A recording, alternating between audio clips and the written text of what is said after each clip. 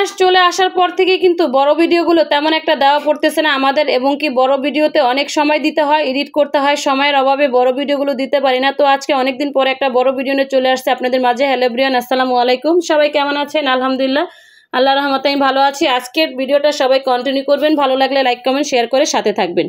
তো সবাই তো জানেন আমার বাসায় কিন্তু গ্যাসের প্রচুর সমস্যা। আমাদের এখানে গ্যাসের সমস্যাটা এখনও সমাধান হয় না। তো যাই হোক, আমি কিন্তু বাচ্চাদের জন্য সন্ধ্যায় ইফতারি করার জন্য এবং কি ইফতারির পরে খাওয়ার জন্য আজকে একটু মুরগির মাংস দিয়ে বিরিয়ানি রান্না করছি অনেকদিন পরে। মেয়েরা অনেকদিন ধরে বিরিয়ানি খাবে খাবে বলতেছে, আসলে আমার সময় আর সুযোগ হয়ে ওঠেনি। তো কোন কোন আপুরা কীভাবে মুরগির মাংস দিয়ে বিরিয়ানি রান্না করেন আমি জানি না। আমি একটু চেষ্টা করি মুরগির মাংসটা কড়া করে ভেজে তারপরে বিরিয়ানিটা রান্না করার জন্য। মুরগির মাংস দিয়ে এইভাবে কিন্তু রান্না করলে খুবই ভালো হয়। তো যাই হোক, আমার বিরিয়ানিটা প্রায় হয়ে গিয়েছে, ফিনিশিংটা আমি নিতে পারি নাই। তারপরে কিন্তু ইফতারির জন্য কিন্তু এই যে এখানে একটু ভাজাভাজি করব। তো যাই হোক, প্রথমে কিন্তু আমি এখানে বেগুনিগুলো ভাজতেছি অল্প অল্প জালের মধ্যে। তো বেগুনিগুলো ভাজবো, তারপরে কিন্তু এখানে পেঁয়াজও ভাজবো। তো এগুলো একটু ভাজাভাজি করে উঠিয়ে নিব। তো যাই হোক, ফাইনালি কিন্তু আমার বেগুনিগুলো হয়ে গিয়েছে, এখন উঠিয়ে নিলাম। তারপরে কিন্তু আমি এখানে একটু এই যে পেঁয়াজও ভাজবো। আমি এখানে দুই পদের ডাল নিয়েছি, একটা হচ্ছে মশারির ডাল আর একটা হচ্ছে খেসির ডাল, যেটা দিয়ে আমরা পেঁয়াজও খাই মূলত। আবার অনেকে দেখি শুধু পেঁয়াজ আর বেসন দিয়ে ভাজে, তো আমার কাছে সেটার চাইতে এইটাই বেশি মজা হয়।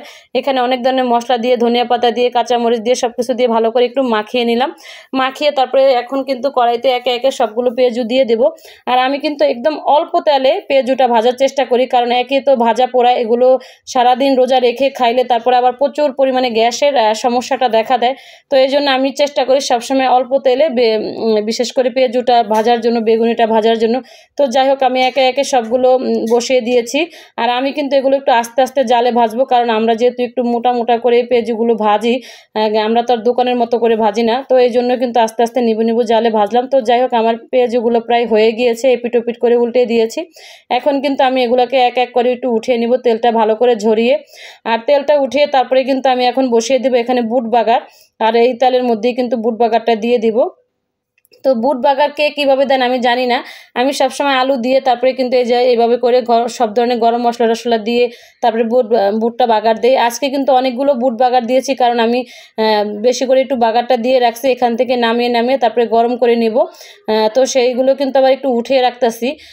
অনেকে আবার দেখা গেছে যে যাদের গ্যাসের সমস্যা নাই, তারা হয়তো প্রতিদিনই করে খাইতে পারে। আমাদের তো আগে এরকম সমস্যা ছিল না। তো এই নগদেই এই সমস্যাটা হয়েছে আজকে কয়েক মাস ধরে। তো সেই জন্য এখন কিছুটা ইফতারের জন্য রেখে, আর বাকিটা কিন্তু এই যে বক্স ভরে তারপরে ফ্রিজে নর্মালে রেখে দেবো। এইভাবে কিন্তু 2 দিন অনায়াসে খাওয়া যায় গরম করে। তো যাই হোক, আমি কিন্তু এখানে বুটটা বাগার দিয়েছিলাম। মাশাআল্লাহ, আমার বুট বাগারটাও কিন্তু অনেক সুন্দর হয়েছে আজকে। তো কোন কোন আপুরা কিন্তু বুট বাগার দিয়ে এরকম ফ্রিজে রাখেন বা গ্যাসের সমস্যা আছে, তারা কিন্তু আমাকে অবশ্যই কমেন্ট করে জানাবেন। তো যাই হোক, আজকে কিন্তু আমার এই পর্যন্তই আয়োজন ছিল, এবং কি পুরো সারাদিনে কি কি করলাম সেগুলো আপনাদের মাঝে শেয়ার করলাম। তো সবাই ভালো থাকবেন, সুস্থ থাকবেন। আজকের মতো বিদায় নিলাম। আল্লাহ হাফেজ। সবার জন্য দোয়া ও ভালোবাসা রইল।